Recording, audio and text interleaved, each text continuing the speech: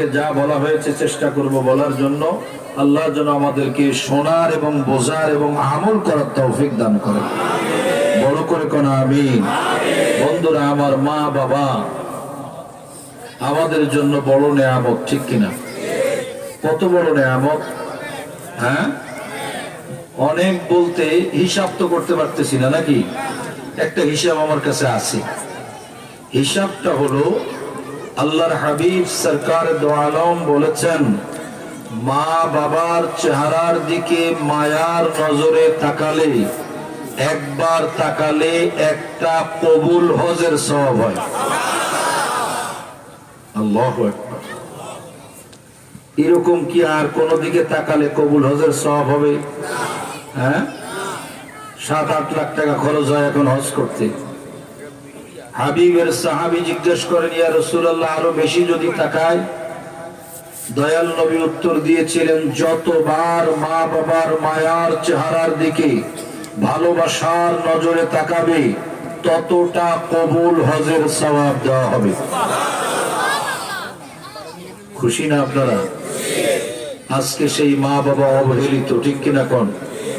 মা বাবা, অনেক মানুষের মা বাবা বৃদ্ধাশ্রমে আছে না নাই? আমি ধন্যবাদ জানাই চমৎকার একটি সাবজেক্ট দেওয়ার জন্য। এটা খুব দরকারি সমাজের জন্য, ঠিক কিনা?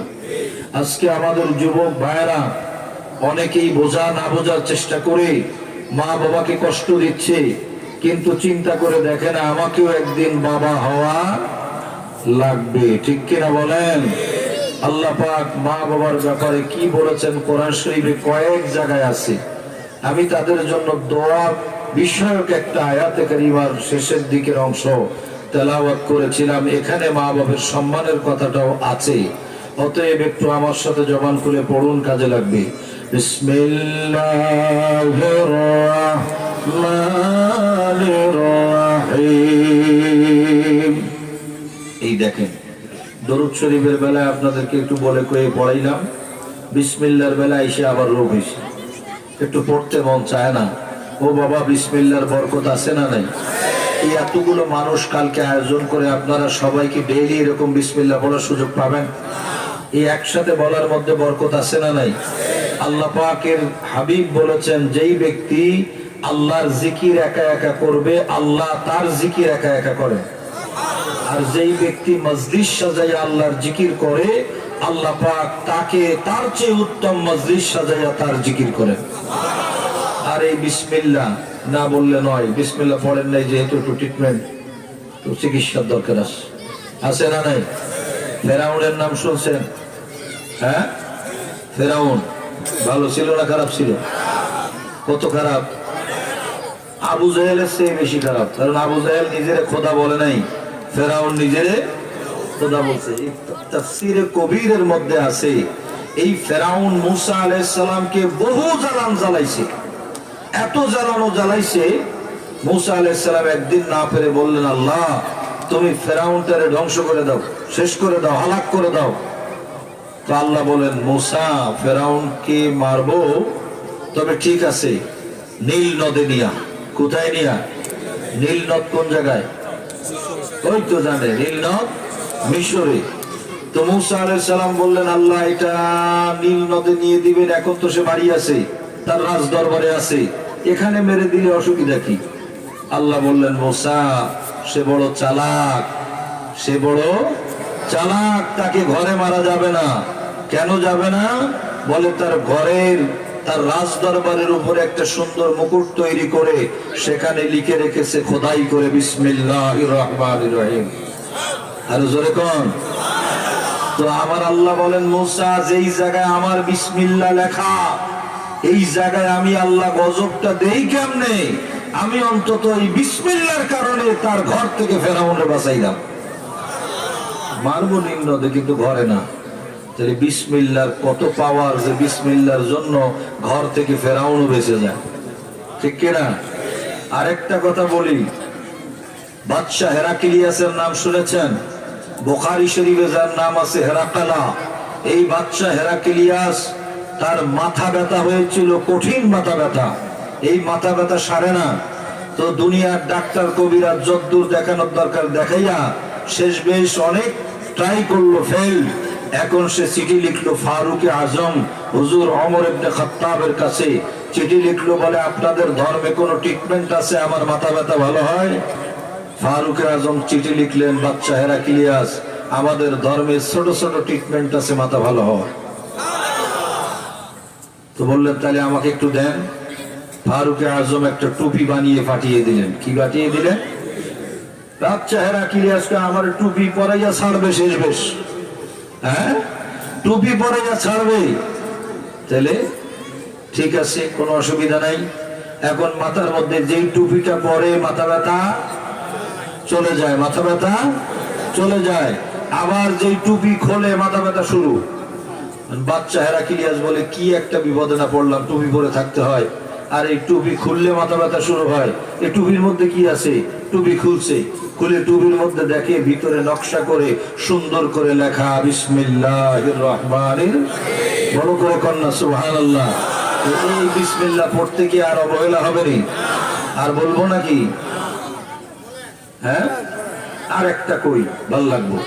তাফসীর রুহুল বয়ান সহ বড় বড় তাফসীরের মধ্যে আছে। আপনারা হযরতে নূহ আলাইহিস সালামের নাম তো শুনেছেন। নূহ আলাইহিস সালামের জামানে একটা প্লাবন হয়েছিল, ঠিক কি না? এই প্লাবনে যারা ওনার কিস্তিতে চড়েছিল তারা বেঁচে গেছিল, বাকিরা শেষ। তা আল্লাহ বলেন, নূহ তুমি এক কাজ করো, প্লাবন হবে, সমুদ্রের নিচে কাঠ আছে, গোল কাঠ, এই কাঠ উঠাইয়া তক্তা বানাইয়া সুন্দর করে কিস্তি তৈরি করো। তো নূহ আলাইহিস সালাম বললেন, আল্লাহ আমি যে কিস্তি তৈরি করব, কাঠ সমুদ্রের নিচ থেকে আমি উঠাবো কেমনে?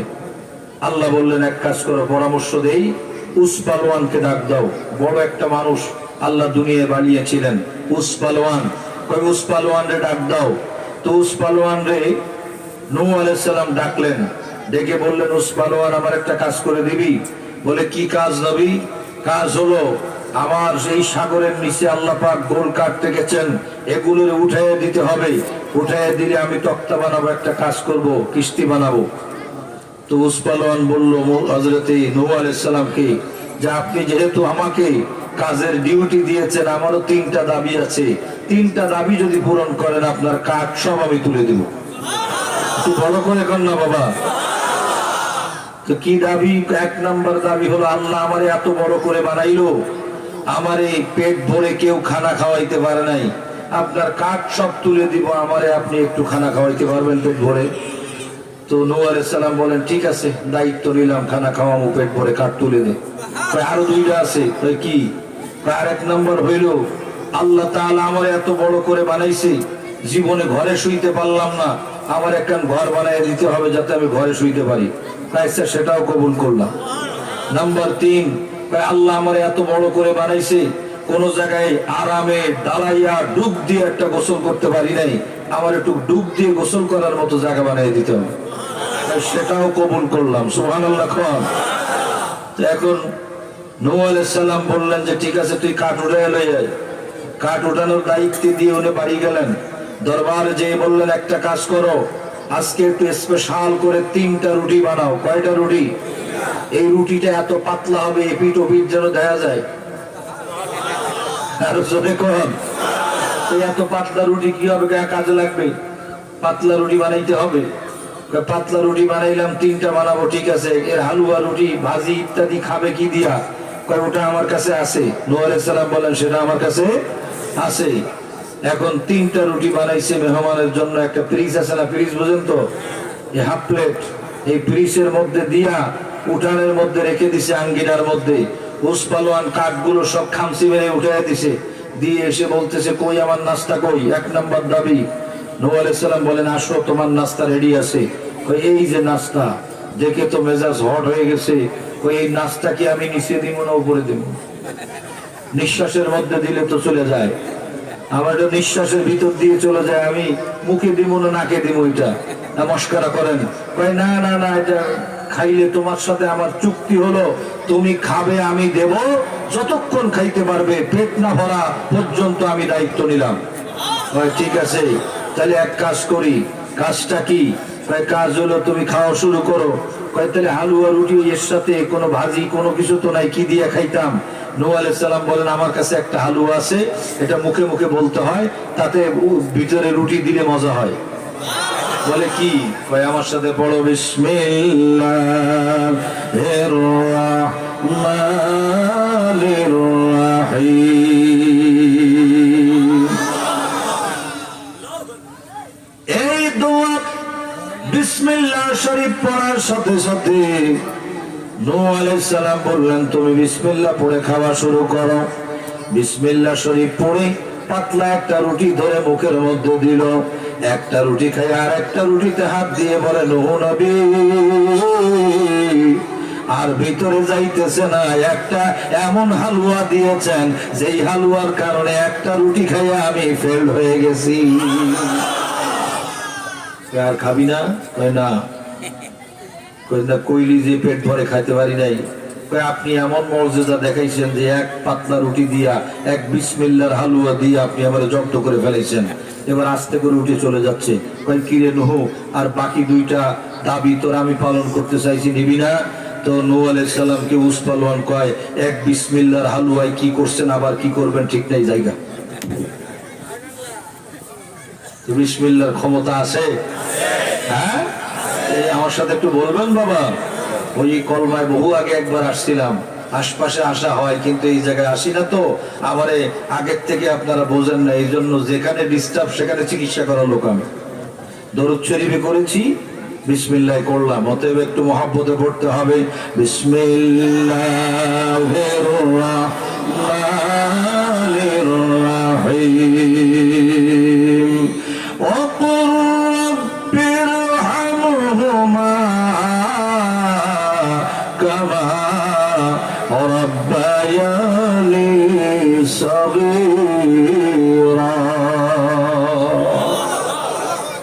আছে না নাই? বড় করে কোন?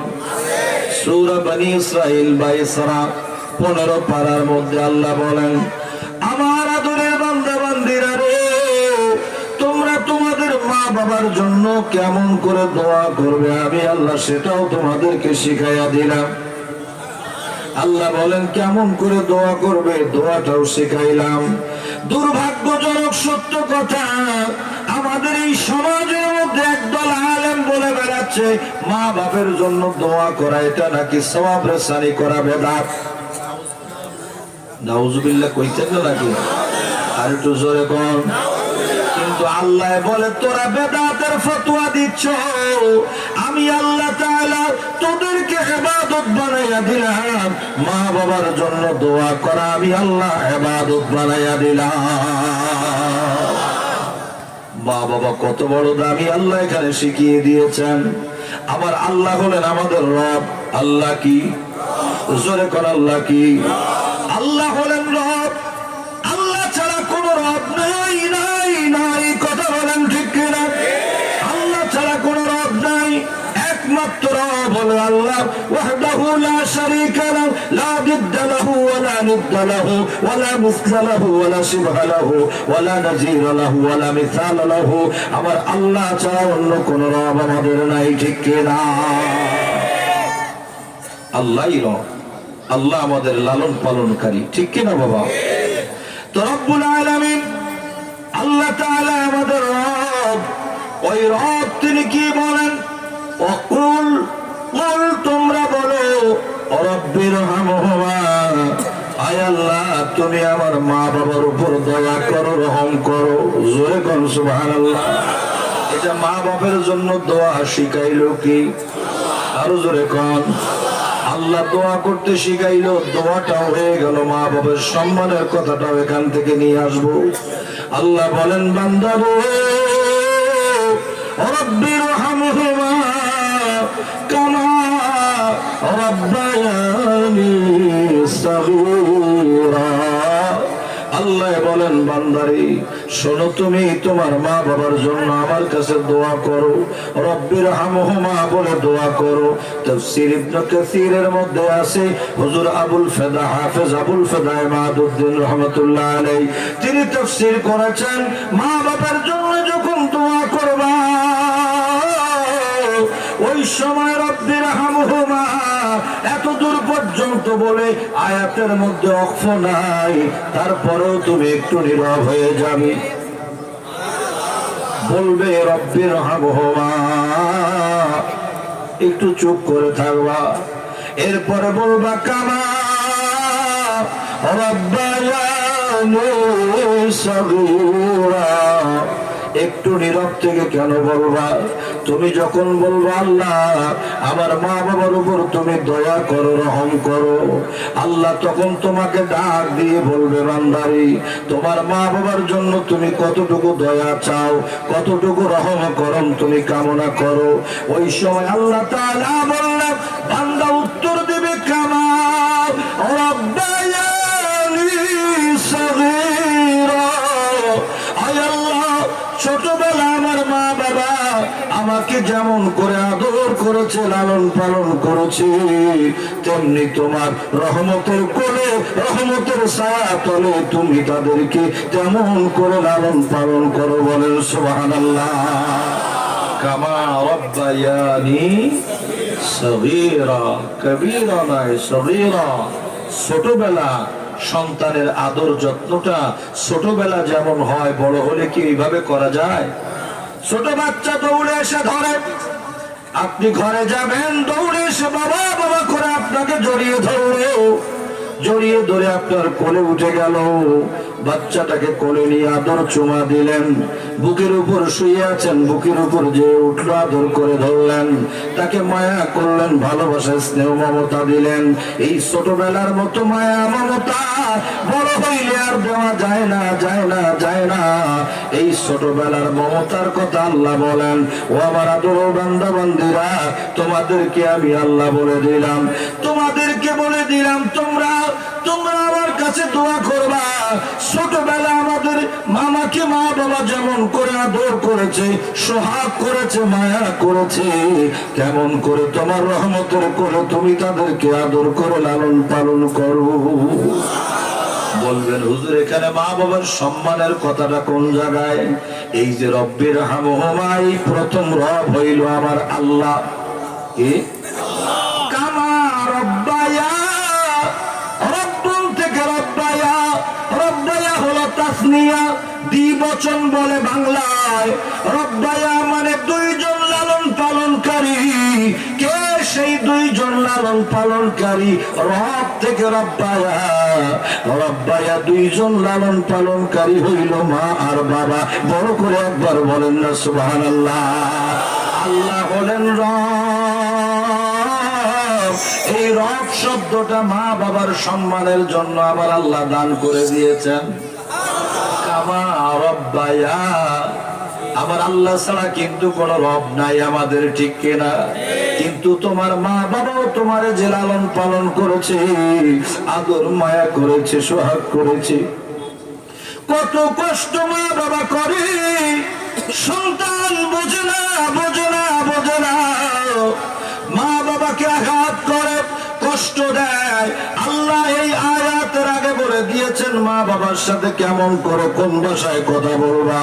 আল্লাহ তাও কোরআন শরীফে বলে দিয়েছেন কওলান কারীমা, সর্বোচ্চ সম্মানজনক ভাষা দিয়া মা বাবার সাথে তোমাদেরকে কথা বলতে হবে। বড় করে বলেন না সুবহানাল্লাহ। আমার আল্লাহ তাআলা কত সুন্দর করে বলেন কামা রব্বায়া, রব্বুন থেকে রব্বায়া। রব শব্দ আমার আল্লাহর স্পেশাল, এটা আমার আল্লাহ তাআলার। এই রবের শানে কোন ধরনের অংশীদারিত্ব করা যাবে না, যাবে না। কিন্তু আল্লাহ দয়া করে আল্লাহ নিজেই দান করেছেন কামা রব্বায়া, তোমার মা বাবাও তোমার লালন পালনকারী, আমি হইলাম আল্লাহ হিসাবে লালন পালনকারী, খালিক হিসাবে লালন পালনকারী, আর তোমার মা বাবা হিসাবে লালন পালনকারী। বড় করে কোন সুবহানাল্লাহ। বন্ধুরা আমার, বাবাজিরা আমার, আল্লাহ কোরআন শরীফ সূরা বনী ইসরাঈলের শুরু থেকে বলে দিয়েছেন, আপনার বনী ইসরাঈলের শুরুর দিক থেকে আল্লাহ তাআলা বলে দিয়েছেন, ওয়াকাদা রাব্বুকা আল্লা তা'বুদু ইল্লা ইয়াহু ওয়া বিল ওয়ালিদাইনি ইহসানা। আল্লাহর ঘোষণা হইল তোমরা আমার ইবাদত করবে আর মা বাবার খেদমত করবে, মা বাবাকে ইজ্জত করবে, সম্মান করবে, তাদেরকে মায়া করবে, মহব্বত করবে, তাদের উপর দয়া করবে। বড় করে বলেন না সুবহানাল্লাহ। মা বাবার উপর দয়া করার ওয়ার্ডার কার? খেদমতের ওয়ার্ডার কার? আরো বড় করে বলেন খেদমতের ওয়ার্ডার কার? নামাজ পড়তে বলেছেন আমার আল্লাহ, ওয়ার্ডার দিয়েছেন কি? রোজা রাখার অর্ডার দিয়েছেন কি? হজ করার অর্ডার দিয়েছেন কি? যাকাত দেওয়ার অর্ডার দিয়েছেন কি? ঠিক তেমনি ভাবে বন্ধু মা বাবার খেদমতের জন্য অর্ডারটা একই রব্বুল আলামিন আমাদেরকে দিয়েছেন, ঠিক কিনা? আমার ভাইয়েরা, আমার বন্ধুরা, হাদিসে পাক পড়ে অবাক হয়ে গেলাম। قال رسول الله صلى الله تعالى عليه وسلم بر الوالدين أفضل من الصلاة والصدقة والصوم والحج والعمرة والجهاد في سبيل الله سبحان الله এত আস্তে না, বড় কথা বলেছি, দয়াল নবীর হাদিস, আরো জোরে কন্যা সুবহানাল্লাহ। আল্লাহু আকবার। এই হাদিস শরীফ পড়ে আমি নিজের কাছে প্রশ্ন করলাম, আমার আল্লাহর হাবিব মা বাবাকে কত সম্মানিত করেছেন, কত ইজ্জত তাদেরকে দিয়েছেন। রহমতের নবী বলেন বিররুল ওয়ালিদাইন মানে খিদমাতুল ওয়ালিদাইন, ইহসানুল ওয়ালিদাইন, পিতামাতার খেদমত, পিতামাতার মহব্বত, খেদমত করাটা কেমন? তাদের খেদমত হলো বিররুল ওয়ালিদাইন আফদালু মিনাস সালাতি, নামাজের চেয়ে দামি, ওয়াস সাদাকাতি, দান সদকার চেয়ে দামি, ওয়াস সাদাকাতি ওয়াস সাওমি, রোজার চেয়ে দামি, ওয়াল হজ্জি, হজের চেয়ে দামি, ওয়াল উমরাতি, উমরার চেয়ে দামি, ওয়াল জিহাদি ফি সাবিলিল্লাহ, আল্লাহর রাস্তায় জিহাদ করার চেয়ে মা বাবার খেদমতের দাম বেশি। বিররুল ওয়ালিদাইন আফদালু মিনাস সালাতি والصدقة والصوم والحج والعمرة والجهاد في سبيل الله, নামাজের চেয়ে, রোজার চেয়ে, হজের চেয়ে, উমরার চেয়ে, দান সদকার চেয়ে, জিহাদ ফি সাবিলিল্লাহর চেয়ে মা বাবার খেদমতের মূল্য বেশি। বড় করে কর আল্লাহু আকবার। হয় নাই, বড় করে বলতে হবে আল্লাহু আকবার। আল্লাহ খুশি হবে। আল্লাহু আকবারের আওয়াজটা ছোট করে দিবেন না, তাকবীরের আওয়াজটা বড় করে দিবেন। কামালাইনের মধ্যে লেখা আছে যখন আল্লাহু আকবারের আওয়াজ দিবেন যতদূর পর্যন্ত যাবে গাছ গাছালি তরুলতা মাটি পর্যন্ত আপনার পক্ষে কিয়ামতের ময়দানে সাক্ষ্য দান করবে।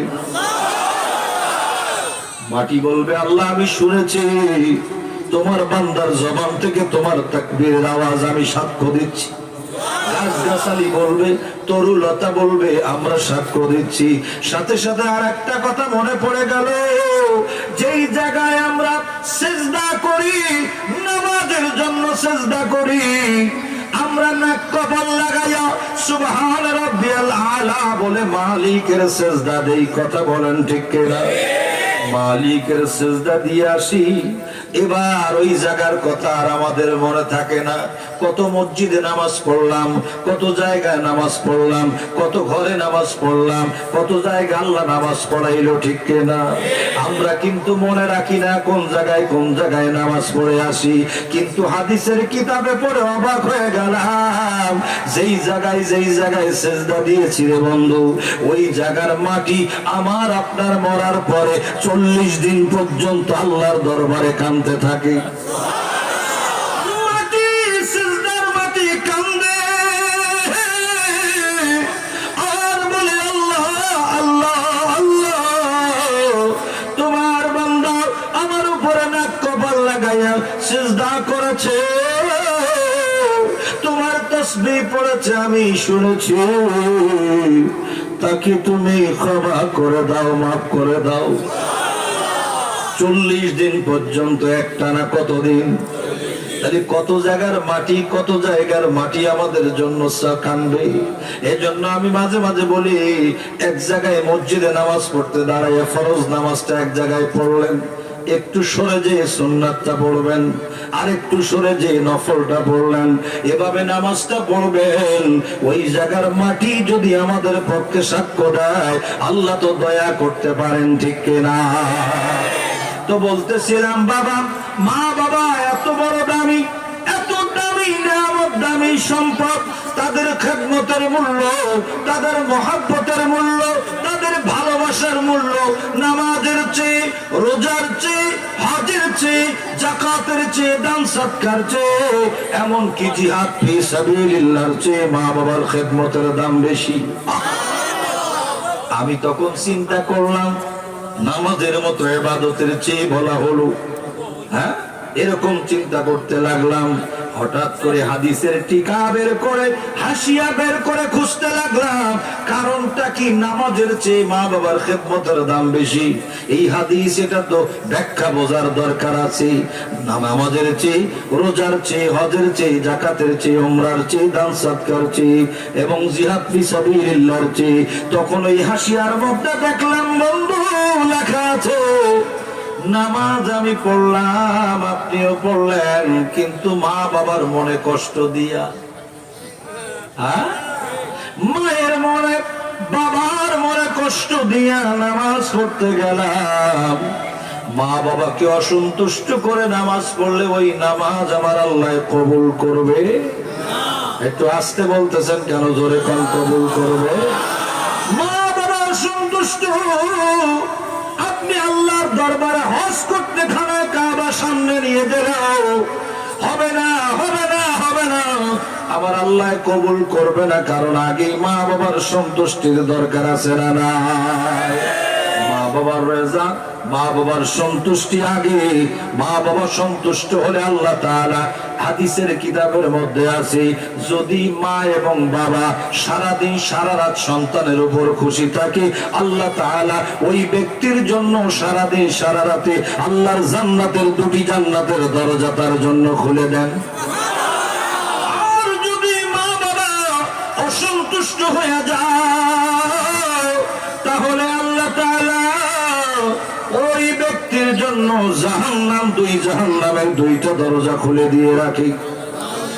আজকে তো মনে করি কত কিছু, মনে করলাম নামাজ অনেক পড়েছি, রোজা অনেক করলাম, দাড়ি লম্বা করে রেখেছি, দান সদকা কম করি না, কিন্তু মা বাবার খেদমতের কিছু নাই। মায়ের মনে কষ্ট, বাবার মনে কষ্ট। রে বন্ধু, মা বাবার মনে কষ্ট দিয়ে আল্লাহর ইবাদত আমার আল্লাহ কবুল করবে না। কথা বলেন ঠিক না? বিশ্বাস হয় না? হয় না? আমি একটা বাস্তব উদাহরণ দেই, নামটা আর বলবো না। একজন হাজী সাহেব আল্লাহর ঘরে হজ করতে গেছেন। বাস্তব একটা কথা, হজ করতে যাওয়ার পরে তিনি আল্লাহর ঘরখানায় কাবা তাওয়াফ করে তিনি বাসার দিকে, হোটেলের দিকে যাচ্ছেন। আরেকজনের সাথে দেখা হইল। ওই লোকটা ওনাকে আলেম মনে করে জিজ্ঞাসা করলেন, বললেন, ভাইরে আমি বড় বিপদের মধ্যে পড়ে আছি। বলে কেন? কয়, আমি তো জীবনে শুনিও নাই, দেখিও নাই, জানিও না, এমন এক বিপদে পড়েছি। বলে কি বিপদ বলো? কয়, আমি যত কাবা শরীফের দিকে যাই, হেরেম শরীফের দিকে যাই, তত আমার শরীরের মধ্যে জ্বালা পোড়া শুরু হয়ে যায়। নাউজুবিল্লাহ। জোরে কোন? কারণটা বুঝলাম না। কারণ কি বুঝলাম না? আল্লাহর ঘরের দিকে এখনো যেতে পারি নাই। এসেছি মক্কা শরীফের মধ্যে, এখনো খানায় কাবার চেহারা দেখতে পাই নাই। কেমনে কি করতাম? আমি এখনো উমরাও করতে পারি নাই। তখন লোকটা অনেক চিন্তা করলো, আলেম মানুষ, চিন্তা করে চিন্তা করে চিন্তা করে বলল, ভাই রে, তোমার উপরে তোমার মা বাবার কোনো বদদোয়া আসেনি? তোমার মা বাবার কোনো বদদোয়া আসেনি তোমার উপরে?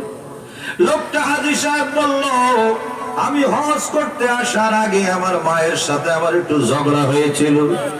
নাউজুবিল্লাহ। মায়ের সাথে ঝগড়া করে হজ করতে। কয় কি ঝগড়া হয়েছিল? কয় ঝগড়া হয়েছিল এটা, আমার টাকা পয়সা হয়েছে অনেক, কিন্তু আমার ছোট ভাই তেমন সচ্ছল না। আমার মাকে আমি হজের কথা বললাম, মা বলে তুই হজ করবি, আল্লাহ কবুল করছে, হজ কর, তবে ছোট ভাইটার দিকে একটু দেখিস। মা বলতে পারে কিনা? মায়ের মন, দুইটা ছেলেই ভালো থাকুক মা চায় কিনা? হ্যাঁ, দুইটা ছেলে ভালো থাকুক মা চায়। এই জন্য মা বলল, তখন আমি মাকে বলেছিলাম, মা গো, আমার টাকা পয়সা দেখে তোমার হিংসা হয়, খালি ছোট ছেলের দিতে কও। এইভাবে ঝগড়া শুরু হয়েছে। তখন মা এক প্রকার কষ্ট পেয়ে বললেন, আল্লাহর ঘরে যাবি, মায়ের কথাটা রক্ষা করলি না, এই বলে আমার মা বড় আফসোস করেছিলেন। তখন আমি আর কি করব, আমি কি করব, আমি আর মায়ের সাথে তেমন কিছু বললাম না। মা রাগারাগি করে এই কথাটা বলে ফেললেন, আমিও চলে আসলাম। কিন্তু আল্লাহর ঘরে যেতে পারি না। আলেম সাহেব পরামর্শ দিলেন, বাইরে তুমি যদি আল্লাহর ঘর দেখতে চাও, টেলিফোনের যুগ, মোবাইলের যুগ, সোজা তুমি বাসায় যায়া, হোটেলে যায়া তোমার মায়ের কাছে টেলিফোন করে ক্ষমা নিয়ে নাও। মা যতক্ষণ পর্যন্ত রাজি না হবে, আল্লাহর ঘর মনে হয় নসিব তোমার হবে না। বড় করে কোন আল্লাহু আকবার, একটু দরুদ শরীফ পড়েন, আল্লাহুম্মা সাল্লি সাইয়্যিদিনা মাওলানা ওয়া আলা আলি সাইয়্যিদিনা। আল্লাহ তুমি দয়া করো, নসিব করো মদিনা। আমিন কর। আল্লাহ তুমি দয়া করো, নসিব করো মদিনা। নূর নবীকে না দেখায়া মরণ মোদের দিও না। আল্লাহুম্মা সাল্লি আলা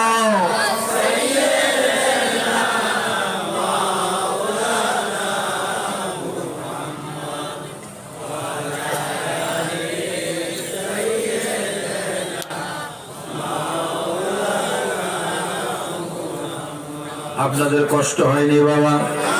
খেয়াল করে শুনবেন, নূরের নবী কামলেওয়ালা আমার আল্লাহ জাল্লা শানুহু মা বাবার ইজ্জত বাড়িয়ে দিয়েছেন। ওই লোকটা কি করলো, অমনি হজে চলে আসলো, কিন্তু মা বাবা পিছে।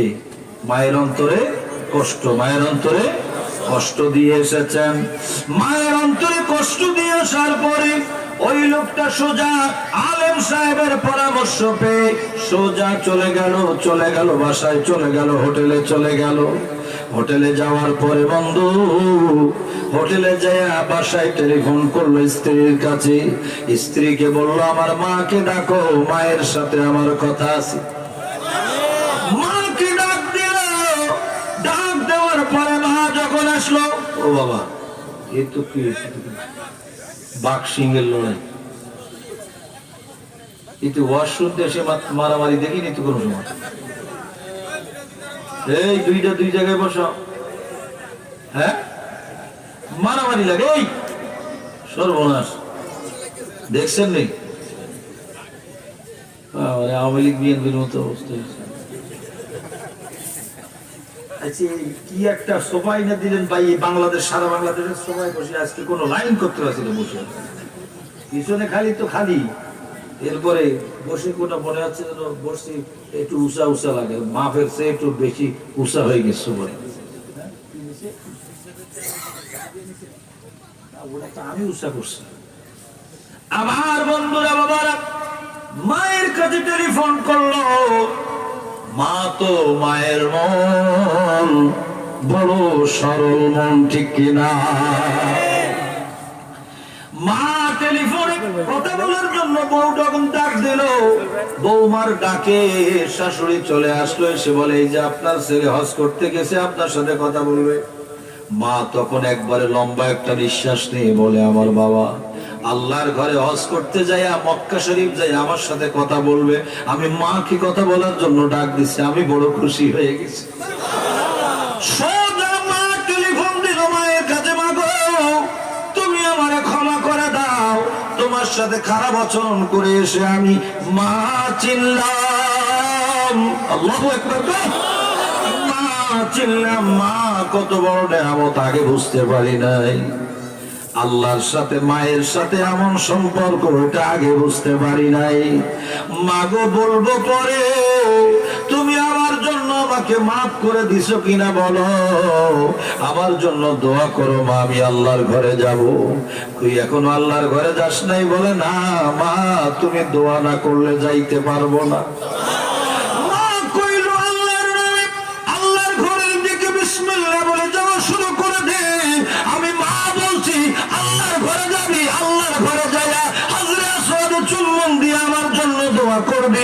যা যা, আমি তোর মা, তোর অর্ডার দিয়ে দিলাম, সোজা আল্লাহর ঘরে চলে যা।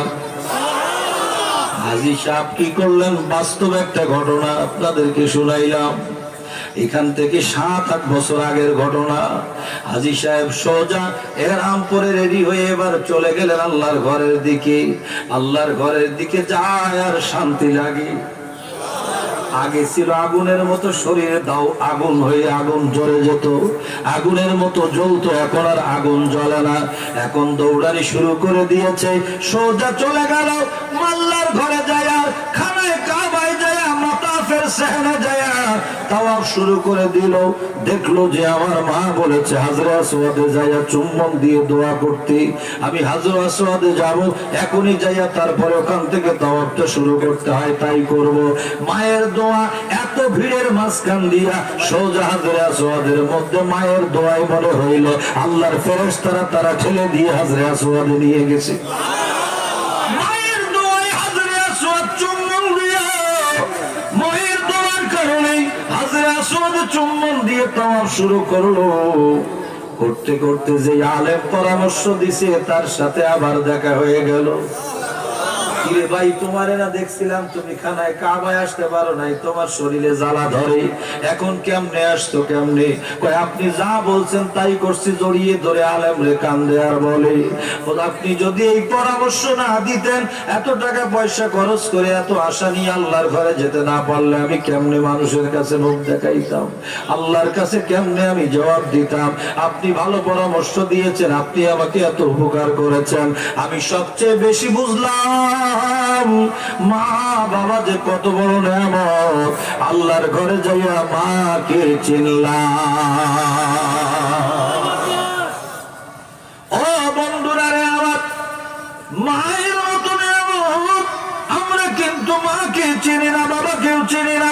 হঠাৎ হঠাৎ এমন কথা বলে বসি, মায়ের মনে আঘাত লাগে, বাবার মনে আঘাত লাগে। ওই আঘাত যদি একবার লেগে যায়, আল্লাহ কোরআন শরীফে তো নিষেধ করে দিয়েছেন। আল্লাহ বলে দিয়েছেন, ও আমার বান্দা বান্দীরা, ফালা তাকুল লাহুমা উফফিন ওয়ালা তানহারহুমা ওয়া কুল লাহুমা কাওলান কারীমা। এমন আচরণ করো না, এমন আচরণ করো না, তাদেরকে ধমক দিও না। আল্লাহ তানহারহুমা, ধমকাইও না, ধমকাইও না। কিন্তু আজকে আল্লাহর নিষেধ কয়জন মানে মা বাবাকে ধমক দেয়, কষ্ট দেয়, কষ্ট দেয়। কত কষ্ট মা বাবাকে দেয়। সন্তান একবার চিন্তা করে না আমি কেমন আছি, আমার মা কেমন আছে। ছেলে রাজধানীতে থাকে, ছেলের বউ রাজধানীতে থাকে, শহরে থাকে, সন্তানেরা শহরে থাকে, মা বাবা গ্রামের মধ্যে খবর নেওয়ারও টাইম নাই। কথা বলেন ঠিক কিনা? কিন্তু যারা আলেম, জিজ্ঞাসা করে দেখবেন অধিকাংশ আলেম মৌলবীর মা বাবা বড় খুশি, ঠিক কিনা? আমি মাগরিবের নামাজটা হওয়ার আগে, নামাজের নামাজ পড়া শেষ হওয়ার সাথে সাথে মায়ে ওজিফা কালাম করে আগে তার নিয়মটা হইলো আমার সাথে আগে যোগাযোগ হবে, না হলে ব্যস্ত হয়ে পড়ে। গতকালকেও তো নিজের বাড়িতে গিয়েছিলাম, আশা এলাকায় মাহফিল করে আসলাম। আসার পরে সামান্য সময় সুযোগ পেয়েছি মা বাবার চেহারা দেখার, কিন্তু যখন একটু দেখি সাথে সাথে 1 মিনিট দেখলো কি 2 মিনিট 5 মিনিট দেখলো, এইটা আর বলতে বলতে কয়দিন যে যাবে।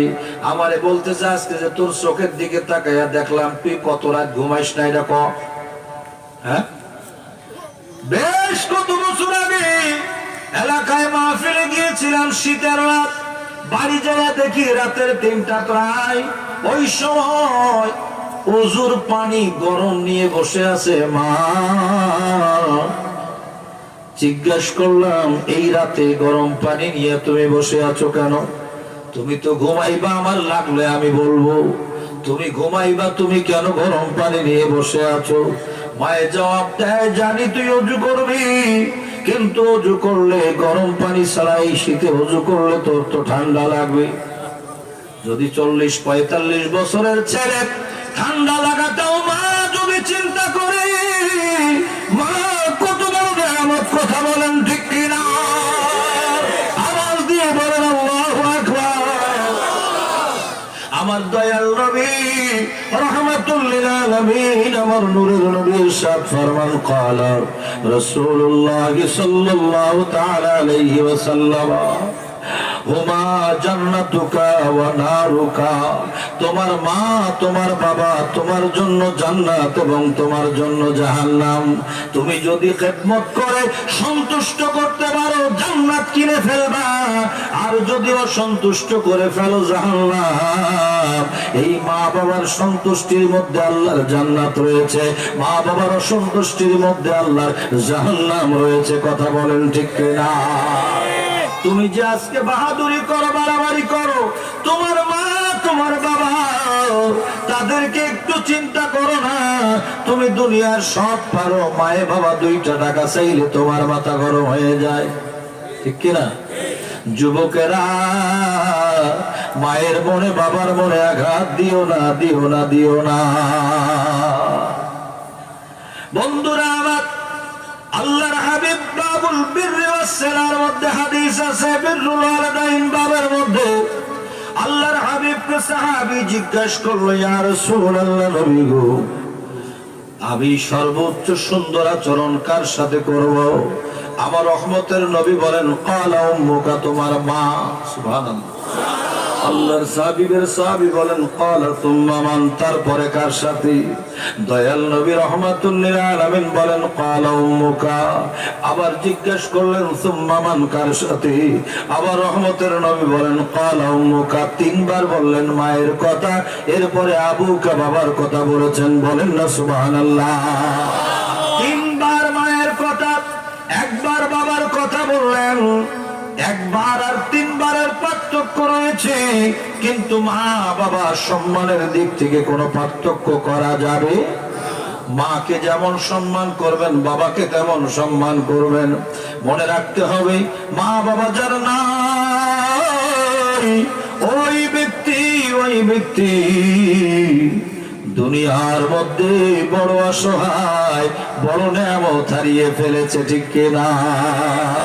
আর যার মা বাবা আছে, যদি মনে কষ্ট দিয়ে থাকো বন্ধু, আজকে যায়া মা বাবার কাছে ক্ষমা চায়া জীবনেও কোনদিন আর কষ্ট দিও না। আমার রহমতের নবীর হাদিসে পাকে আছে, যেই ব্যক্তি মা বাবাকে কষ্ট দেবে না, মা বাবার সাথে ভালো আচরণ করবে, মা বাবা যার উপর খুশি, আল্লাহ তার চেহারাটা নুরানি বানাইয়া দেয়, আল্লাহ তার রিজিকের মধ্যে বরকত দেয়, আল্লাহ তার মৌতের সময় ঈমানের কালেমাটা নসিব করে দেয়।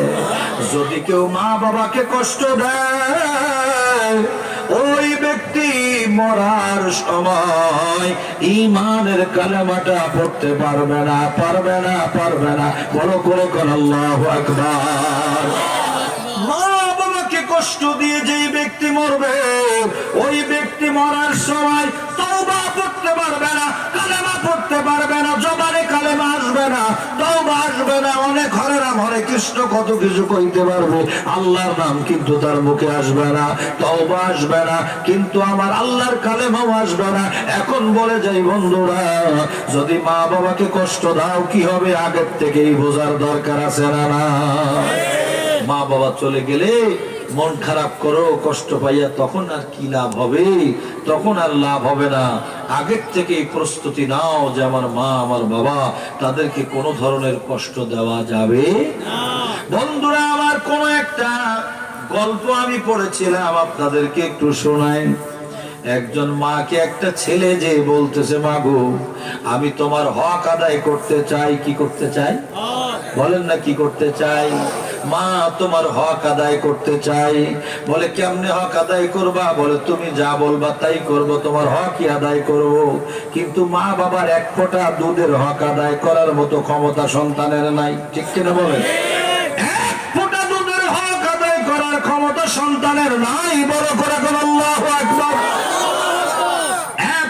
এক ফোঁটা দুধের হক আদায় করতে পারবেন না। যত বড় কথা বলেন না কেন, পারবেন না, পারবেন না। এটা আল্লাহর নেয়ামত। কার নেয়ামত?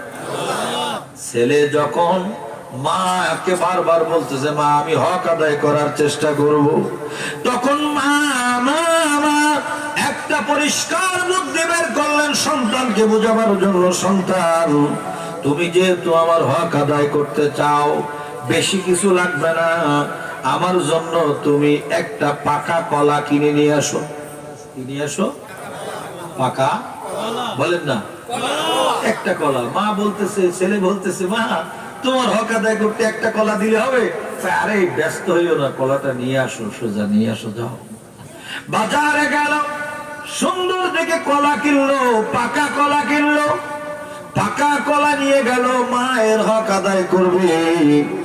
সোজা বাড়িতে ফিরে আসলো। বাড়ি ফিরে আসার পরে বন্ধু বললো, মা এই নাও কলা খাও। বলে, আমি খাওয়ার জন্য তোমার কলা কিনতে কই নাই। তাহলে কি করতাম? বলে, তোমার একটা ডিউটি, তুমি এই কলাটা নিয়ে আজকে রাতে তোমারে ঘুমাইতে হবে।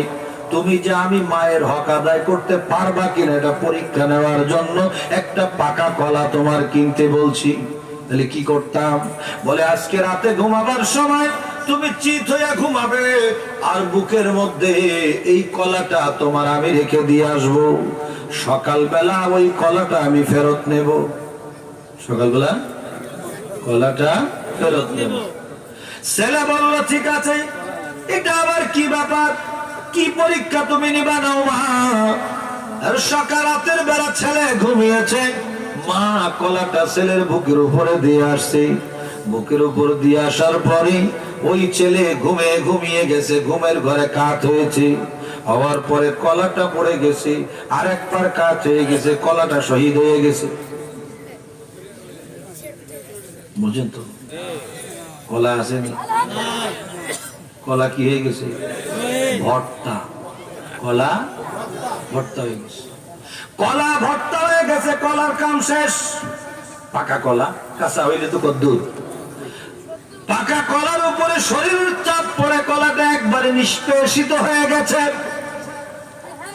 সকাল ফজরের আযান, মুয়াজ্জিন মসজিদের মাইকে যখন বলতেছে, আসসালাতু খায়রুম মিনান নাওম, মা বলতেছে, ছেলের এবার ডাক দেই, পরীক্ষাটাও নেই, নামাজটাও পড়ু। এখন তো অনেক মা বাবা আছে, আমরা এখন মা বাবারা আমরা কি করি? ছেলে ঘুমিয়ে আছে, রাত একটু জাগলে বা কোনো কারণে একটু ভালো ঘুম দেখলে, না থাক, আমার ছেলে ঘুমাচ্ছে, ঘুমাক, নাইলে ঘুমের স্বাস্থ্যের ক্ষতি হবে। কিন্তু আমার নবী বলছেন, আসসালাতু খায়রুম মিনান নাওম, ঘুমের চেয়ে নামাজ। বলেন না, ঘুমের চেয়ে নামাজ। তাহলে এখন আপনি যদি বলেন, আমার নবী পাক বলে গেছেন ঘুমের চেয়ে নামাজ ভালো, আর আপনি বলছেন আমার ছেলের জন্য ঘুম ভালো, এই যদি হয় তাহলে কি ছেলের ঘুম ভালো হবে? আপনার কথা ভালো না আপনার দয়াল নবীর কথা ভালো? কার কথার মূল্য বেশি? আমার নবী পাক, ওমা ইয়ানতিকু আনিল হাওয়া ইন হুয়া ইল্লা ওয়াহয়ুন ইউহা, আমার নবী পাকের জবান আর কালাম, কালাম হইল আল্লাহর আর জবান হইল নবী মুস্তাফা। জবান হইল নবী মুস্তাফা, কালাম আল্লাহর, কথা বলেছেন আল্লাহ, আর জবান রহমতের নবী মুস্তাফা। আমার নবী ততক্ষণ পর্যন্ত বলেন না যতক্ষণ আল্লাহর ওয়ার্ডার না আসে, কথা বলেন ঠিক না? সেই নবী শিখাইলেন আসসালাতু খায়রুম মিনান নাওম, আর আমি শিখাইলাম আন-নাওমু খায়রুম মিনাস সালাত। হ্যাঁ, ছেলেরে ঘুম দিয়া দিছি, এই ছেলে কিন্তু কাজের হবে না, আগে তারে নামাজটা পড়াইতে হবে। কারণ আমার আল্লাহ তাআলা বলে দিয়েছেন ইন্নাস সালাতা তানহা আনিল ফাহশাই ওয়াল মুনকার, নামাজ সকল অশ্লীলতা খারাপ থেকে আপনাকে আমাকে হেফাজত করে, কথা কোন ঠিক কিনা? এখন আপনি ছেলেকে ধর্মের অনুকূলে অনুশাসনে রাখলেন না, আমিও রাখলাম না। আমার এক মুসল্লি একদিন বলতেছিল, কয় হুজুর ছেলে তো আমার কথা শোনে না। আমি কেমনে কেমনে বলে ফেলছিলাম, ছেলে কথা শুনবে কি, আপনিও তো কথা শোনেন না। মা বাপের দোষ আছে না নাই? আমাদের কিছু দোষ আছে, আমরা সন্তানকে আল্লাহর কোরআন শিক্ষা দিতে চাই না, কথা বলেন ঠিক কিনা? আর জোরে কোন ঠিক কিনা? আমরা ছোটবেলা শরিয়া দিয়ে ওযু শিখাই না, আমরা ছোটবেলা লিখে শিখাই কি শরিয়াতে ওযুগার, শরিয়াতে কি ওযুগার। ওরে যদি ওযু শিখাইতাম তাহলে তো শিখতো, ঠিক কিনা? বইপত্র কেনার সময় ভালো করে দেখে শুনে কিনবেন, শিক্ষা দেওয়ার জন্য ভালো জায়গায় দিবেন। একবারে মায়ের কোল থেকে নিয়ে একটা মাদ্রাসায় ভর্তি করাইয়া দিবেন। স্কুলের বিরুদ্ধে আমি না, কিন্তু বলতেছি বাবা একটু ছোটবেলা একটু দিন ধর্ম আগে শিখায় আনেন, বেসিকটা তৈরি করায় আনেন। কারণ তলাবুল ইলমে ফরিদাতুন আলা কুল্লি মুসলিমিন, ঠিক কিনা কন? আমার দয়াল নবী বলেন মুসলমানের উপরে যতদূর পরিমাণ প্রয়োজন ততটুকুর জ্ঞান শিক্ষা করা ফরজ, ঠিক কিনা কন? আপনাকে নামাজ সম্পর্কে, ওযু সম্পর্কে, রোজা সম্পর্কে, হজ সম্পর্কে, শরীয়তের মাসালা মাসাইল আপনাকে জানতে হবে, জানা পরিমাণ আপনার দরকার আছে না নাই? এখন ছেলেকে শিখাইলেন না, এমনও জায়গা আছে। আমি ওই উত্তরবঙ্গে বহু আগে এক মাহফিলে গেছিলাম, যাই একজনের সাথে কথা বলতে বলতে এক পর্যায়ে বলছিলাম যে তুমি কোন নবীর উম্মত? এ কয় আমি জানি না, আমি খেতে কাম করে খাই।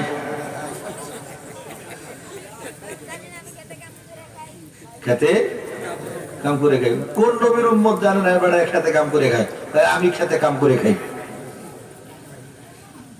কোন নবীর উম্মত জানে না, খেতে কাম করাটা জানে? তাহলে কেমনে হবে? আগে আপনাকে ইসলাম শিখতে হবে, কথা বলেন ঠিক কিনা? Islam, Islam is the complete code of life. ইসলামটা আগে ভালো করে, এই জীবন ব্যবস্থা ভালো করে শিখতে হবে, নিজের পরিবারের মধ্যে শিখাইতে হবে, ঠিক কিনা বলেন? কেমনে শিখবে? মায়েও তো আছে টেলিভিশনের পিছনে, পোলায়ও টেলিভিশনের পিছনে। না না না, এখন টেলিভিশন, এখন মোবাইল, এখন কি ও টেলিভিশন শেষ, টেলিভিশন আর লাগে না। এমন শয়তানের বাক্স বেরিয়েছে, ঠিক কিনা কন?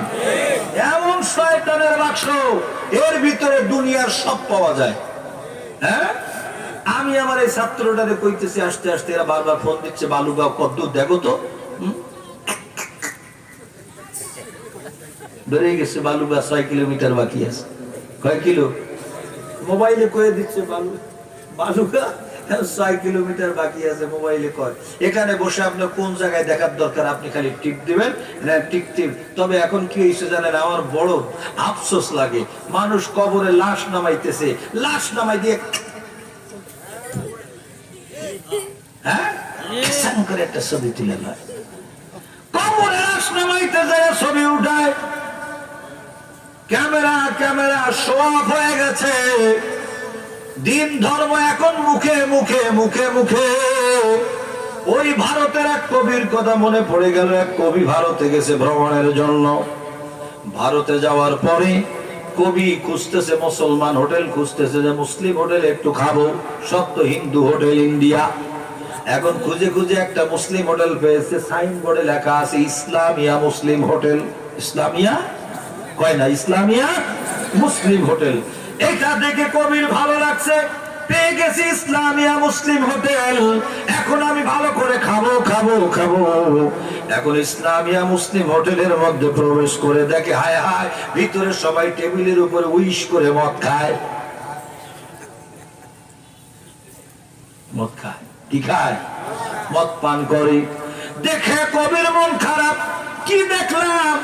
সাইনবোর্ড হলো ইসলামিয়া মুসলিম হোটেল, আর ভিতরে সবাই মদ খায়। কি দেখলাম, হায় রে কি দেখলাম, কি দেখলাম।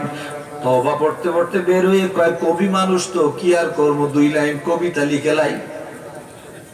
2 লাইন কবিতা লিখছে, এ শান নয়া রঙ্গ নয়া দর নয়া হে, এ শান নয়া রঙ্গ নয়া দর নয়া হে, নামে মুসলিম হ্যায় মगर কামে বুরা হে, নামে মুসলিম হ্যায় মगर কামে বুরা হে। সাইনবোর্ড মুসলমানের ভিতরে মদ খায়। ও বন্ধু, আজকে আমরা মুসলমান, সাইনবোর্ডটা ঠিক রাখার চেষ্টা করেছি, আমরা মুসলমান, কিন্তু ঘরের ভিতরে যাইয়া দেখেন ইসলাম নাই, আসেনি। মা আমার বোনদের মধ্যে পর্দা নাই, কিন্তু ঘরে সুন্দর পর্দা, দামি পর্দা লাগাইয়া রাখছে। পর্দা নাই, কিন্তু ঘরের মধ্যে সুন্দর দামি পর্দার কাপড় দিয়া সাজাইয়া রাখছে, কিন্তু আমার বোনের পর্দা নাই, পর্দার কাপড় দিয়া পর্দা ঠিক রাখছে। টেলিভিশনের কভার ঠিক মতো জোটে, কোরআন শরীফের কভার জোটে না। জোরে কোন ঠিক না? টেলিভিশনের কভার জোটে, ডেইলি পরিষ্কার করি, আর আল্লাহর কোরআন শরীফটা এমন ভাবে রেখে দিয়েছে যেই কোরআন শরীফটা পরিষ্কার হয় না। কিন্তু বন্ধুরা, ইমাম আজম আবু হানিফা নুমান বিন সাবিত রাদিয়াল্লাহু তাআলা আনহুর দিকে তাকাইলে শুনলে অবাক হয়ে যাবেন, কিভাবে সম্ভব? ইমাম আজম রমজানুল মুবারক আসলে 61 খতম কোরআন শরীফ পড়তেন।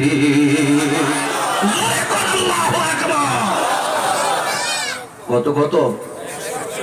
নুমান বিন সাবিত ইমামে আজম 61 খতম কোরআন শরীফ পড়তেন। বলে কেমনে এক মাসে 61 খতম, এটা কিভাবে সম্ভব? 30 দিনে 30 খতম, 30 রাতে 30 খতম, তারাবির মধ্যে 1 খতম। এবার যোগ করেন। হ্যাঁ, ইমামে শাফি বলেন, আমি ইমামে আজমের সাথে আমি পাল্লা দিতে যাব না, কারণ তিনি ইমামে আজম, বেয়াদবি হবে। এজন্য তিনি 59 খতম কোরআন শরীফ রমজানের মধ্যে করতেন। বন্ধুরা, কেমনে সম্ভব আমি নিজেও আমার মাথায় আসে না। আজকে আপনাদেরকে বলবো, এই রমজান মাস সামনে আসতেছে, শাবানের চাঁদ উঠে গেছে। আজকে রমজানুল মুবারক সামনে, ওই রমজানুল মুবারক আসলে আমরা 1 খতম পর্যন্ত কোরআন শরীফ পড়তে পারি না, ঠিক না? তাহলে আজকে আমরা নিচে পড়ে থাকবো না, কোথায় যাব কোথায় যাব? এজন্য অনুরোধ করি, আমাদের সন্তানদেরকে সবকিছু শিক্ষা দেওয়ার দরকার আছে না নাই? বাবাই যদি করে, মায়ে যদি করে, ছোট্ট বাচ্চাটা সবে মেরাজের রাতে আমি দেখলাম, আমি যখন কোরআন শরীফ নিয়ে বসেছি, আমার ওয়াইফও যখন বসছে, দেখি আমার 9 বছরের মেয়ে আস্তে করে কোরআন শরীফ নামায় এও পড়া শুরু করছে। আমি বলি, এটা আমি ওয়াজের মধ্যে কমও দেখি। মানুষ মা বাপ যদি করে, সন্তানের মনে একটু, আমার আব্বা মা পড়তেছে, আমি একটু পড়ি। হ্যাঁ, আমি দেখে আমার খুব ভালো লাগলো, ভালো লাগলো, ভালো লাগলো। আমি পড়তেছি, আমার বাচ্চাটা, ছোট বাচ্চাটা বসে, সেও দেখা পড়া শুরু করে দিয়েছে। দেখে বড় আনন্দ লাগলো। আল্লাহর কোরআন বাপ মা পড়তেছে, আমি আর বসে থেকে তো অন্য কিছু করার সুযোগ নাই। তাহলে কি করব? শুধু খোঁজে কোন সময় মোবাইলটা খোলা পায়। মোবাইলটা খোলা পাইলে হইছে, আব্বু 5 মিনিট, 5টা মিনিট। এরা যা বোঝে, আল্লাহর মেহেরবানি, আল্লাহর কসম, আমি তা বুঝি। এই ছোটরা এত মোবাইল বোঝা বোঝে, আমরা তার ধারে কাছেও জানি না কেমনে কি করতে হয়। আমার দাও, আমি দেখতেছি, আমি বুঝাইতেছি তোমার, আমার দাও, আমি যাও। অনুরোধ করি, বাচ্চাদেরকে শিখাবেন, চলাফেরা শিখাবেন, খাওয়া দাওয়া শিখাবেন, ইসলাম কেমনে বলেছে, কেমনে হাঁটতে বলেছে, কেমনে চলতে বলেছে শিক্ষা দিবেন। কেমনে নামাজ পড়তে হয় শিখাবেন, কোন দোয়া কখন পড়তে হয় শিখাবেন, কার জন্য কিভাবে দোয়া করতে হয় শিখাবেন, তারপরে কিভাবে কথা বলতে হয় শিখাবেন। যখন নিজে বাচ্চাদেরকে নিয়ে বসবেন, ভালো ভালো কথা বলবেন। সিনেমার গল্প বাদ দিয়া, মোবাইলের গল্প বাদ দিয়া বাচ্চাদেরকে টেবিলে, খাবার টেবিলে বসে অন্তত পক্ষে এক একদিন নিয়ত করে ফেলবেন, আজকে আমি আমার সন্তানদেরকে এইগুলো শিখাবো। কারণ আপনি যদি না শিখাইতে পারেন, আপনি যে পার পেয়ে যাবেন তা কিন্তু সম্ভব না। কথা বলেন ঠিক কিনা? আজকে মা বাবার কারণে সন্তানরা দুষ্ট হচ্ছে, খারাপ হচ্ছে। এটা একবারে যে সব সন্তানের দোষ এটা আমি বলবো না। মা বাবা তাকেও খেয়াল রাখতে হবে, আমার সন্তান কোন পথে যায়, আমার বাচ্চা কোন দিকে যায়, আমার সন্তান কোন পথে চলতেছে, কি আনতেছে, কি খাওয়াচ্ছে, আমাদেরকে মা বাবার খেয়াল রাখার দরকার আছে না নাই? এক লুকমা খারা হারাম ভিতরে ঢুকলে সব সর্বনাশ হয়ে যাবে, শেষ হয়ে যাবে। এটা আমাদের দেখার দরকার আছে না নাই? বুস্তানুল ওয়াইজিন বলে কিতাব আছে, আরো কয়েকটি ওয়াজের কিতাব আছে, ভালো ভালো সুন্দর, পড়তে খুব মজা লাগে। ওখানে এক আফগানিস্তানের একজন আল্লাহর ওলির সন্তানের কথা আছে। আল্লাহর ওলি, ওই যে এখনকার আফগানিস্তানের নাম শুনেছেন না, আফগানিস্তান, এই আফগানিস্তানের একজন আল্লাহর ওলি নিজের ছোট্ট বাচ্চাটাকে নিয়ে হজ করতে গেছে। আল্লাহর ওলি হজ করতে যে খানায় কাবা তাওয়াফ করতেছে, করতে করতে হঠাৎ করে বলতেছে ছেলেটা, আব্বা জান। কিরে বাবা? আল্লাহর ঘর কেন এত বড় দেখা যায়? সুবহানাল্লাহ। আল্লাহর ঘর কেন এত বড় দেখা যায়? তখন বাবা খুব খুশি হলেন, আল্লাহ মনে হয় আমার মাসুম বাচ্চাটার কলবের দরজা খুলে দিয়েছেন। পরের দিন আবার তাওয়াফ শুরু করেছে।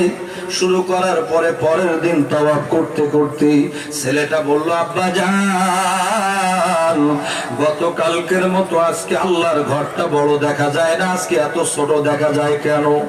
বাবার মন খারাপ হয়ে গেল। বাবা রে, গতকাল তুমি আল্লাহর ঘর এত বড় দেখা যায় বললে, আজকে আবার তুমি আল্লাহর ঘর ছোট দেখা যায় বললে, কারণটা কি? কারণটা কি? তুমি কি করেছো? কি অপরাধ করেছো? ছেলেকে চাষ করতেছে বারবার, কি অপরাধ তুমি করেছো? ছেলে বলে, না বাবা, আমি তো তোমার সাথে আমি কোনো অপরাধ করি নাই। আস্তে আস্তে বুঝাইতে বুঝাইতে ছেলে বলল, বাবা আমি একটা কাজ করেছিলাম, গতকাল তুমি যে খেজুরের দোকানে খেজুর কিনতেছিলে ওই জায়গায় যায় আমি একটা খেজুর খেয়ে ফেলেছিলাম। দোকানদারকে বলি নাই, আমি দেখতে দেখতে একটা খেজুর খেয়ে ফেলেছি, এই ছাড়া আমি কোনো অপরাধ করি নাই। বাবা ছেলের হাত ধরে নিয়ে সোজা ওই দোকানদারের কাছে চলে গেল। তাওয়াফ শেষ করে দোকানদারের কাছে হাতে পায়ে ধরে আর বলে, দোকানদার ভাই, আমার ছেলে একটা বড় অপরাধ করেছে, গতকাল আপনার দোকান থেকে একটা খেজুর না বলে খেয়ে ফেলেছে, আমার ছেলেকে ক্ষমা করে দেন। না ক্ষমা করলে আমি বড় কষ্ট পাবো, আমি বড় বিপদে পড়ে গেছি, আপনি একটু ক্ষমা করে দেন।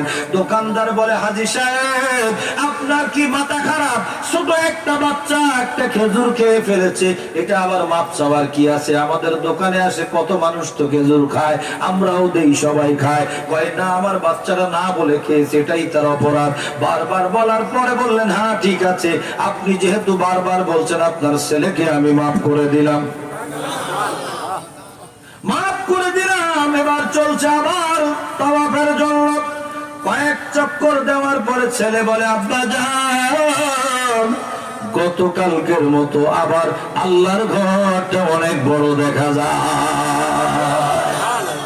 ও বাবা, একটা খেজুর খাইয়া ছেলের যদি এই অবস্থা, ব্রেক ফেল করে, তাহলে আজকে আমাদের সন্তানেরা কি খায়, কোথায় যায়, এগুলো কি আমাদের দেখার দরকার আছে না না? কথা বলেন, আছে না না?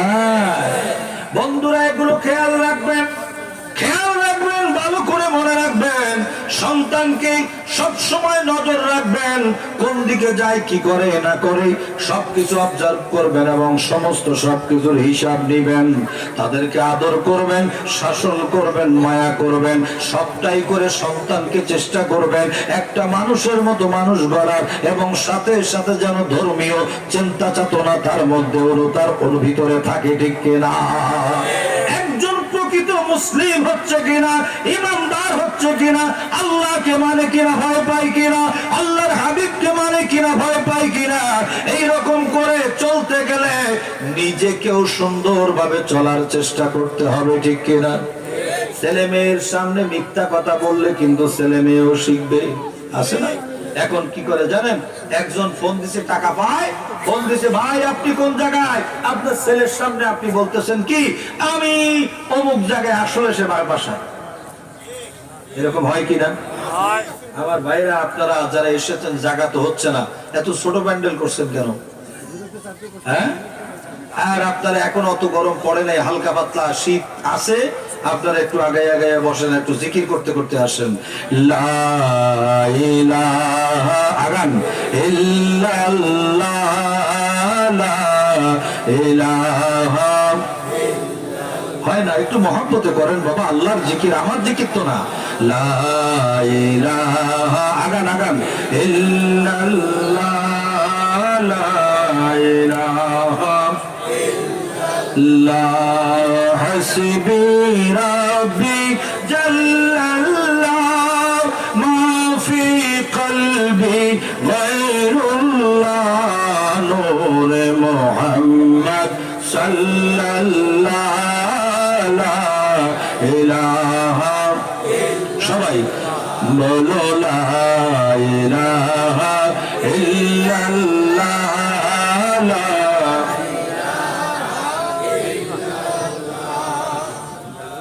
لا إله إلا لا إله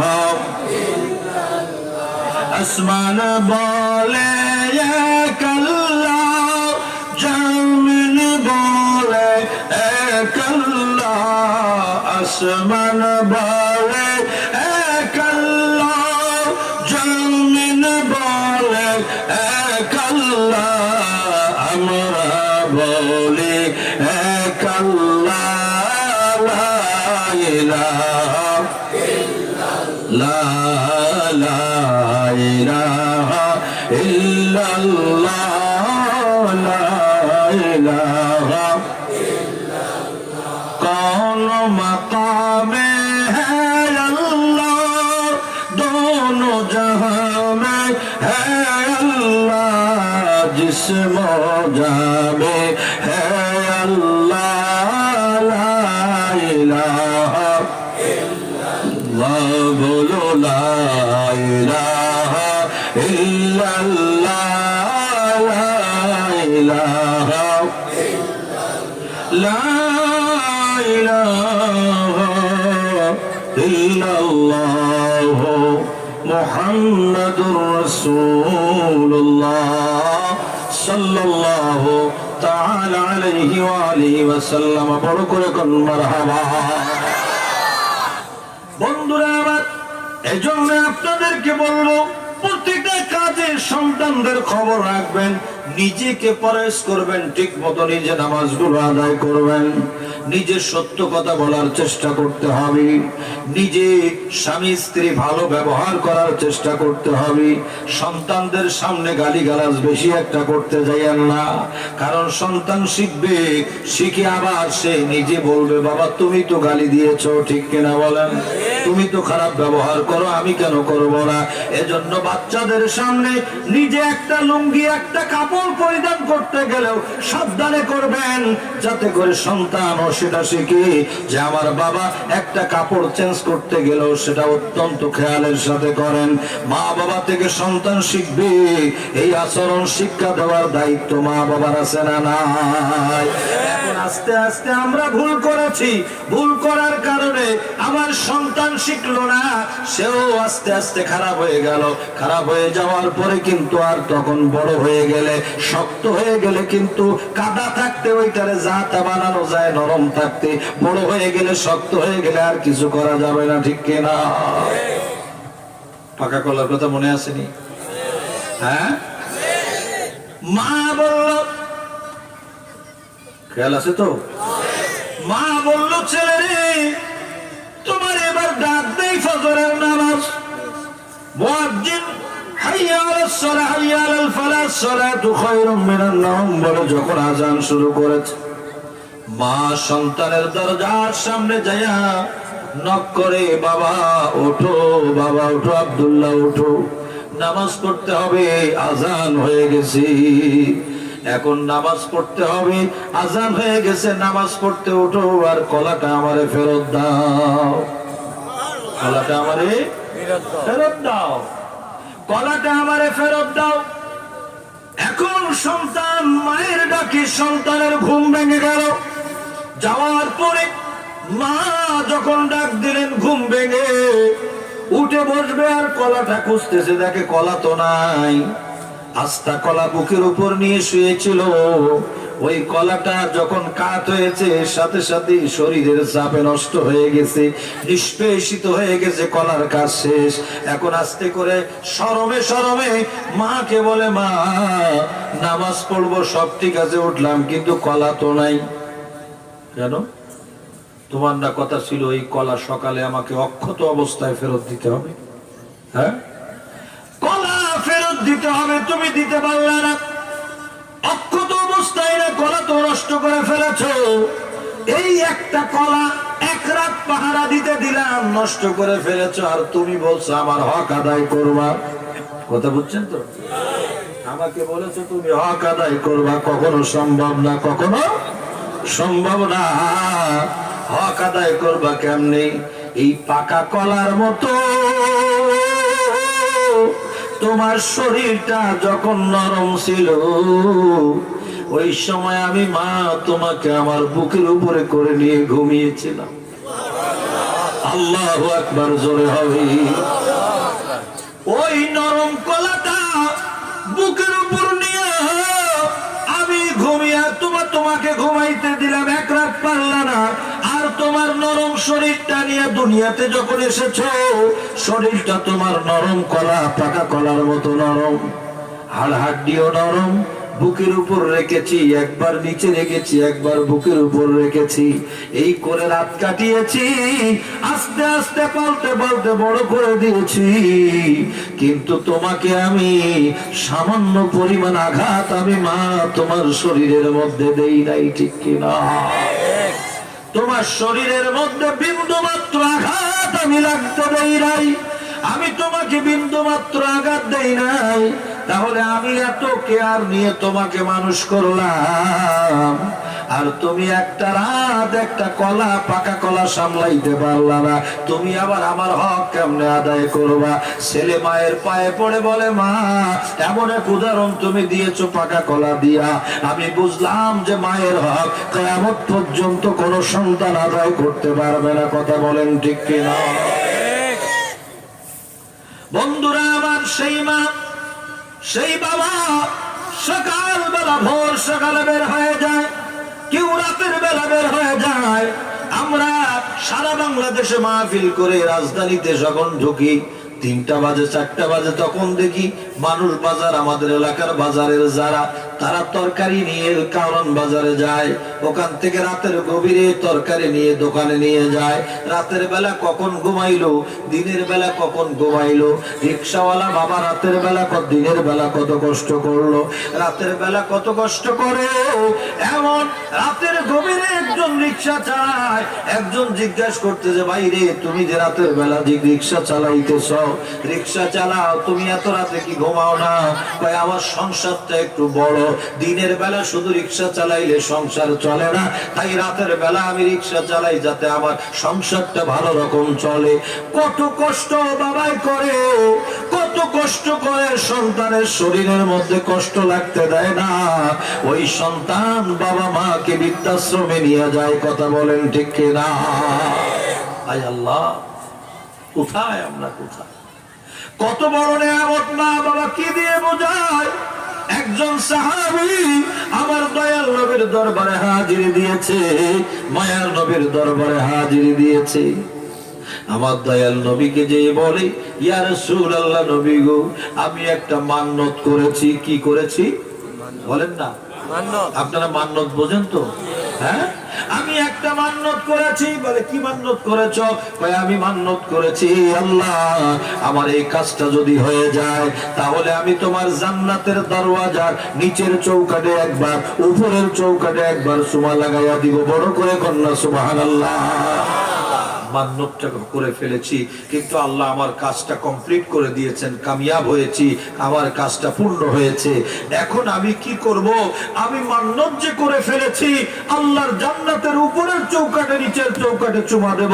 ইয়া রাসূলুল্লাহ, এই দুনিয়ার মধ্যে জান্নাত আমি কই পাবো? কোথায় জান্নাত পাবো যে আমি চুমা দিতে যাব? আমি বড় পেরেশানিতে আছি, কি মান্যত করলাম আদায় করব কেমনে? আমার দয়াল নবী বলেন, সাহাবী টেনশন করো না, চিন্তা করো না, চিন্তা করো না, তোমার এই মান্যত পুরা হওয়ার জন্য টেনশন করার দরকার নাই। আমি রাসূলুল্লাহ তোমাকে সহজভাবে পূরণের ব্যবস্থা করে দিচ্ছি। কেমনে ইয়া রাসূলুল্লাহ, জান্নাত কই পাবো? কই জান্নাত হইল তুমি মান্যত করেছো আল্লাহ আমার এই কাজটা যদি হয়ে যায় আমি বাবার জান্নাতের দরওয়াজার উপরের চৌকাঠে একটা নিচের চৌকাঠে একটা চুমা দিব, এই তো তোমার মান্যত। বলে হ্যাঁ। কই দেরি করো না, যাও বাড়িতে যাইয়া তোমার বাবার কপালের মধ্যে একটা চুম্বন দাও, মায়ের পায়ের মধ্যে একটা চুম্বন দাও। তোমার বাবার কপাল হইল আল্লাহর জান্নাতের দরওয়াজার উপরের চৌকাঠ, আর তোমার মায়ের পা হইল জান্নাতের দরজার নিচের চৌকাঠ। বড় করে কন্যা সুবহানাল্লাহ।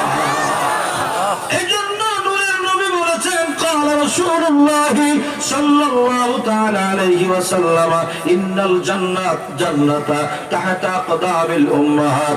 অন্য riwayate আছে আল জান্নাতু তাহতা আকদামিল উম্মাহাত, জান্নাত হইল মায়ের পায়ের নিচে সন্তানের জান্নাত। বড় করে কোন আল্লাহু আকবার। জান্নাত একটা ইট হলো স্বর্ণের, একটা ইট হলো রূপার, জওয়াহরের গাঁথনি। সিমেন্ট আছে নাম সিমেন্ট, আল্লাহ পাক জওয়াহর দিয়ে গাঁথনি দিয়েছেন। সুবহানাল্লাহ। কোন একটা ইট স্বর্ণের, একটা ইট রূপার। ওই স্বর্ণের জান্নাত, যেই জান্নাত এমন হবে জান্নাতের মধ্যে আইন দালনুন আদুন নামক একটা জান্নাত আছে। এই জান্নাতের মধ্যে আল্লাহ তাআলা জান্নাতীকে খাবার দেবে প্লেটে করে। জান্নাতি খাবার খাও, জান্নাতি খাবার খাইয়া প্লেট সহ খাওয়া শুরু করবে। সুবহানাল্লাহ। কোন আল্লাহ বলবে, এই জান্নাতি প্লেট সহ খাবার খাচ্ছ কেন? তখন আমার আল্লাহর জান্নাতি বান্দা বলবে, আল্লাহ তুমি এমন সুন্দর করে প্লেটটা বানিয়েছো, প্লেটটাও মাখন দিয়ে তৈরি করেছো। আল্লাহ সেই জান্নাত। আমার দয়াল নবী বলেন, ওই জান্নাত মায়ের পায়ের নিচে। জান্নাত মায়ের পায়ের নিচে, সন্তানের জান্নাত মায়ের পায়ের নিচে। একটা ইট স্বর্ণের, একটা রূপার। ওই স্বর্ণের জান্নাতটা মায়ের পায়ের নিচে, সন্তানের জান্নাত। আমার দয়াল নবী কতটা গুরুত্ব সম্মান মা বাবাকে দিয়েছেন, ঠিক কিনা? বড় করে কোন আল্লাহু আকবার। বাবার কপাল হইল জান্নাতের দরজার উপরের চৌকাঠ, আর মায়ের কদম হইল জান্নাতের দরওয়াজার নিচের চৌকাঠ। ও বন্ধুরা, এই নিয়ামতকে কখনো কষ্ট দেওয়া যাবে? আল্লাহ বলেন, লা তানহারহুমা, খবরদার খবরদার, তোর মা বাপরে তুই ধমক দিতে যাইও না, এমন আচরণ করো না। ও শব্দ প্রকাশ করতে হয়, এমন কথা মা বাবার সাথে কই না। কিছু জিজ্ঞেস করছি, এত যন্ত্রণা দেয়, এরকম করো না, করো না, করো না। উফ শব্দটা আল্লাহর কোরআনের মধ্যে রয়েছে। তাদের আচার আচরণে তুমি উফ শব্দ প্রকাশ করো না। খবরদার খবরদার, অনেক সবর করতে হবে। ছোট্টবেলা তুমি কত জ্বালান জ্বালাইছো, তোমার মা তোমার বাবা তোমার জ্বালায় কখনো ওরকম করে নাই, কিন্তু মা বাবা বৃদ্ধা হয়ে গেছে। এই অবস্থায় তুমি কত না কষ্ট একবার জিজ্ঞাসা করলে, আর একবার জিজ্ঞাসা দুইবার করলে তোমার মাথা গরম হয়ে যায়। কথা বলেন ঠিক কিনা? মা বাবার মতো নিয়ামত আর দুনিয়ায় পাবেন না। ও বন্ধুরা, অনেকে আছে শ্বশুর শাশুড়ি পাইয়া গেলে মা বাবারে একবারে ভুলে যায়। শ্বশুর হয় আব্বা, শাশুড়ি হয় আম্মা। কি কইতা কয় না? আম্মা, মুখ গাল ভরে ডাকে, কোনো অসুবিধা নাই। শ্বশুরকে আব্বা ডাকেন, শরীয়তে জায়েজ আছে। মাকে শাশুড়িকে মা ডাকেন, মায়ের স্থানে রাখেন, জায়েজ আছে। কিন্তু বন্ধুরা আমার, মা বাবাকে কষ্ট দিয়া না, তাদেরকে খেয়াল রাখবেন, মা বাবাকে খেয়াল রাখবেন বেশি করে, এই দায়িত্ব আপনার রয়েছে, ঠিক কিনা বলেন? আজকে মা বাবাকে কষ্ট দিয়া শ্বশুর শাশুড়ি যা কয় তাই আমরা শুনি, মা বাবা যা কয় শুনি না, বরঞ্চ বলি বুড়া বেড়া, বুড়ি বেড়ি, বুড়ি হয়ে গেছে বুড়ি কইয়া ডাকে, বুড়া কইয়া ডাকে, বুড়া বেড়া কইয়া ডাকে। না না না, ওই মা যে কত বড় নেয়ামত এখনো বুঝে আসে নাই। ওই ছোট্টবেলা আমাদের আগেকার দিনের আলেমরা বলতে পারবে, ওই সময় আরবি সাহিত্যের মধ্যে একটা গল্প ছিল, বাগদাদ নগরীর একটা গল্প ছিল। বাগদাদ নগরীর একজনের একটা বাচ্চা ছেলে, তার বাবা মারা গিয়েছে, তার মা অন্য ঘরে বিয়ে বসে নাই, কোথাও যায় নাই ছেলেটার মায়ায়। আমার এই ছেলেটা লালন পালন করতে হবে, বাচ্চাটা রেখে যদি অন্য ঘরে বিয়ে বসে চলে যায়, আমার এই বাচ্চাটা এতিম বাচ্চাটার দেখার কেউ হবে না। মা ছেলেকে লালন পালন করার জন্য বিয়ে বসে নাই। বড় করে কোন সুবহানাল্লাহ, একটু বড় করে কোন আল্লাহু আকবার, একটু দরুদ শরীফ পড়েন। আল্লাহুম্মা সাল্লি আলা মাওলানা মুহাম্মদ ওয়া আলা আলি সাইয়্যিদিনা।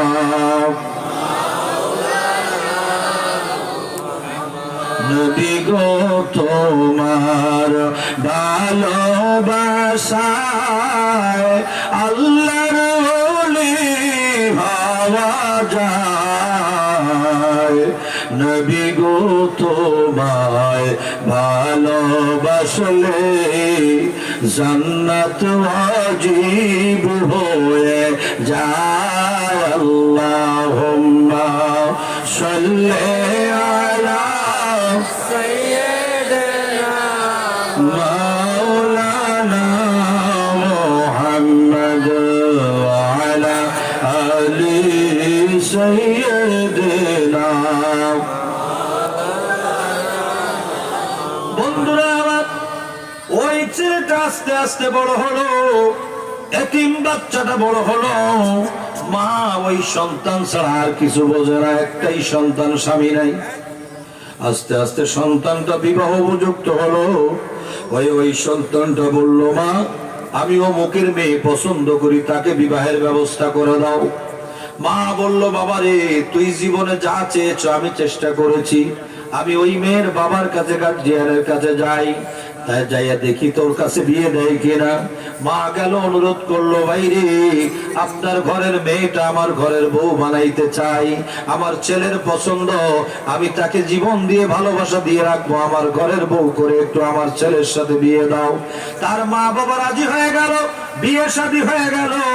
কিন্তু দুঃখজনক সত্য কথা, ওই বউ ইতিহাসের পাতায় আসছে মানে কত বড় গুরুত্বপূর্ণ একটু ভাববেন।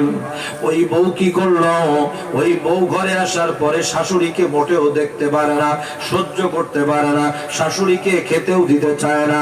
এমনকি দিনের পর দিন বেশ কিছুদিন যখন চলে গেল, শীতের রাত চলে আসলো বন্ধু, আসার পরে ওই ছেলের বউ মাকে শীতের কাপড়ও দেয় না, খাবারও ঠিক মতো দেয় না, ছেলেকে মায়ের সাথে দেখা করতে দেয় না।